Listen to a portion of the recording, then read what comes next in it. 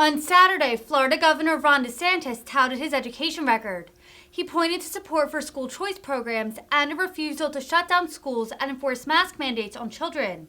DeSantis also waded into the culture wars, doubling down on his opposition to critical race theory and gender theory. The high-polling Florida Republican praised his parental rights bill, referred to as the Don't Say Gay bill by critics. DeSantis is currently leading his Democratic gubernatorial opponent, Charlie Crist, by double digits, and is considered a possible 2024 Republican presidential contender. We are #1 now in the most recent Education Freedom Rankings by Heritage Foundation. We've always been #1 in the Center for School Choice or something of that nature rankings, and we're proud of that.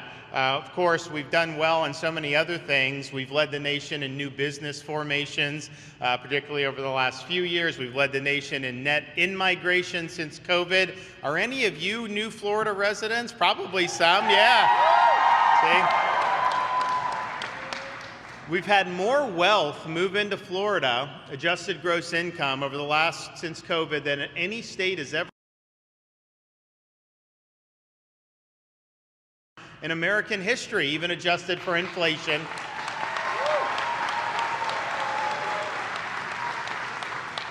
And part of the reason that over the last few years, particularly since COVID hit, every governor had to make decisions about how you wanted to handle your states. And we saw so many governors across the country that kept locking people down. In Florida, we decided to lift people up.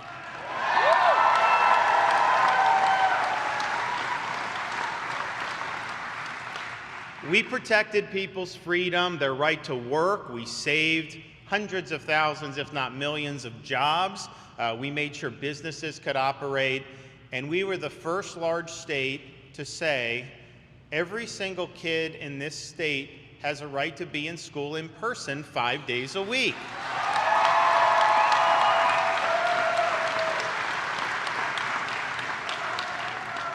And at the time, you remember when I came out, there was all the hooting and hollering, and the left was upset, the media was upset. We got sued by teachers' unions who wanted to close and lock kids out of school.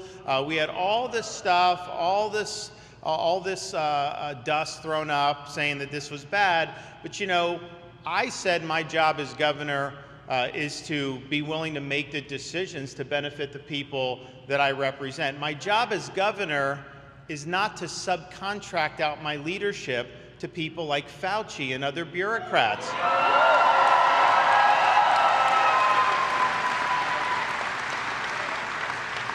And so I looked at the data, I read the studies, I made sure that we were able to know, and it was obvious even, this is over 2 years ago now, that kids needed to be in school. The data was clear. It was fear. It was hysteria. It was media that was trying to tell people the opposite.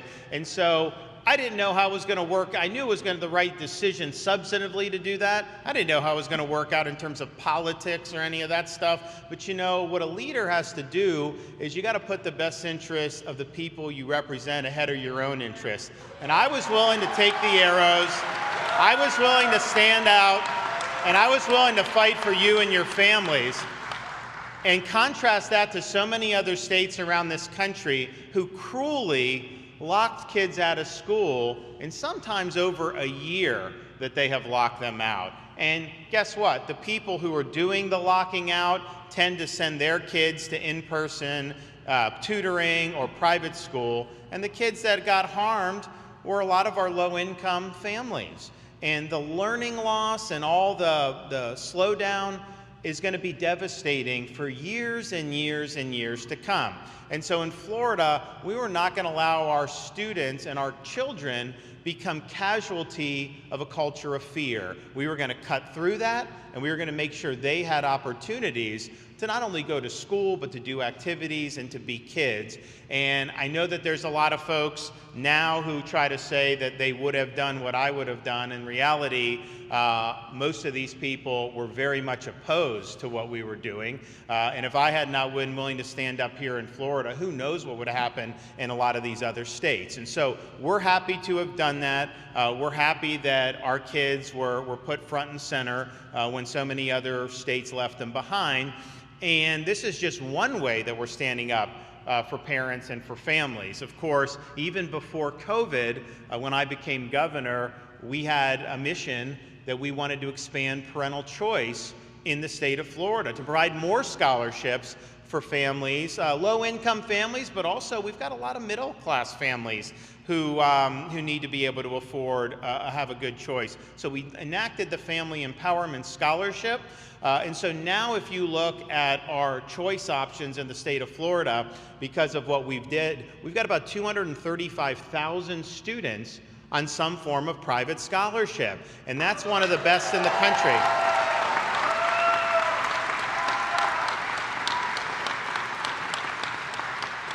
We've also made sure that we're providing opportunities for parents if they want to send their kid to a charter school, which is not private, it's public, but it's not necessarily run by the school district and usually is insulated from some of the political influences that we see that try to infect the school system. And so we now have about 363,000 students in various types of charter schools. And those are sink or swim. You got to provide something that parents want.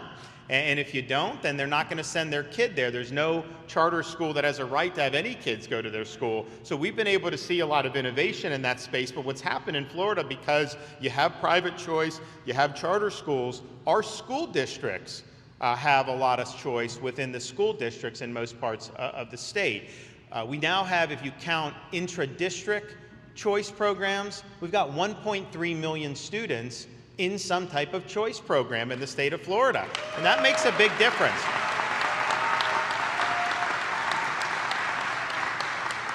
And yes, we've put money in scholarships. Yes, our school districts, we had the largest funding that they've ever had, aggregate and per pupil.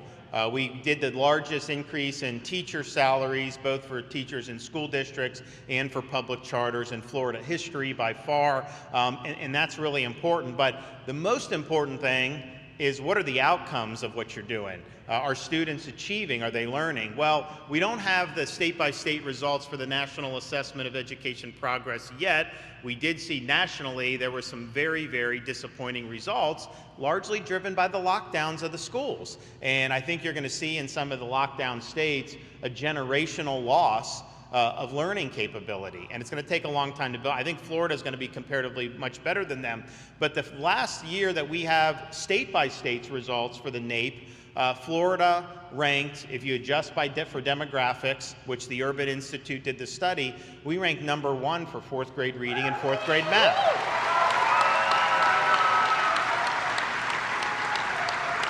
And I think part of it is because parents are empowered in Florida to be able to get their kid in a school that works for them more so than any other place in the country. So we're proud of what we've been able to do, and we've also done a lot. We've done a lot on early literacy. We're doing financial literacy now more than ever in the schools. We're doing civics education more than ever in the schools.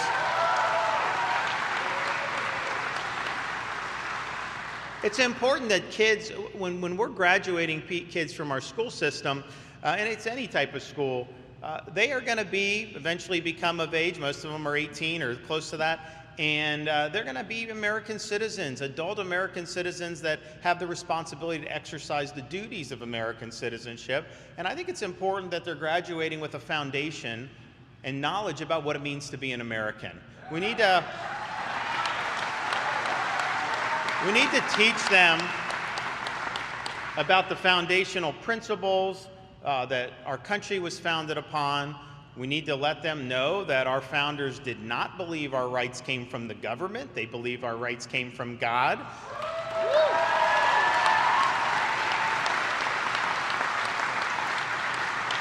We need to teach them about the structure of our Constitution, the Bill of Rights, how those values were important in American history, the Civil War, World War II, the Civil Rights Movement, winning the Cold War. We need to make sure that we are able to distinguish our system from other systems. And so I've signed legislation so that every November 7th in the state of Florida, Florida can reflect on, but our school children will actually learn about the damage done by communist regimes. We're going to teach kids about the evils of communism.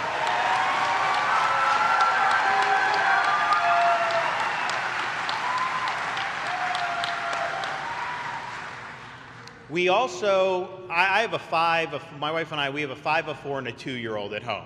And we get our money's worth, and there's a lot that goes into that, as many of you know who are parents.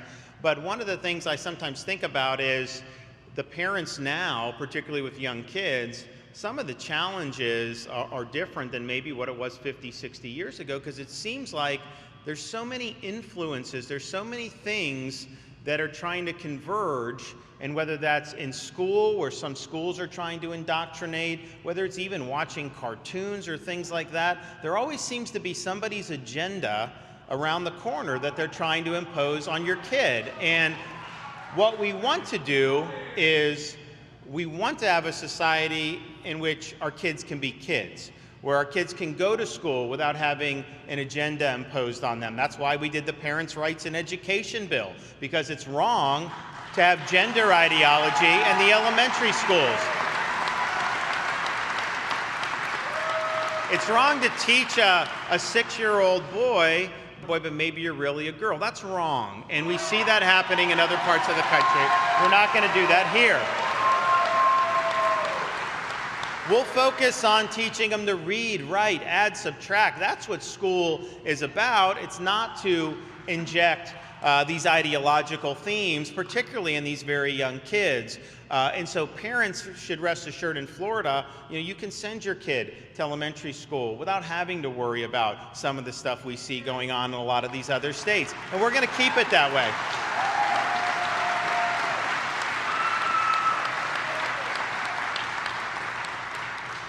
We also have done a Parents' Bill of Rights in the state of Florida, which basically acknowledges, which I think would have been something that almost everyone agreed on until very recently, that parents have a fundamental role in the education and upbringing of their kids. The school systems are there to serve the community, serve the parents, serve the students. The school systems do not supersede the rights of parents. And so we recognize that in Florida. And that's why we were able to sign curriculum transparency legislation this year, which basically says in Florida, parents have the right to know what curriculum is being used in their kids' school. And you have a right to seek redress if they're not following state standards. So it's important that parents, and teachers overwhelmingly want the parents to be involved, because if the teacher's involved with what their kids are learning, the student's probably going to perform better. When the parents are neglectful of the kids' academic progress, then it all falls on the teacher. That makes their life much more difficult. So teachers are happy to have parents involved. I think the only people that don't want the parents involved are the people that worry that the parents' involvement will serve as an impediment to them trying to pursue their agenda in the schools. That's who doesn't want parents involved.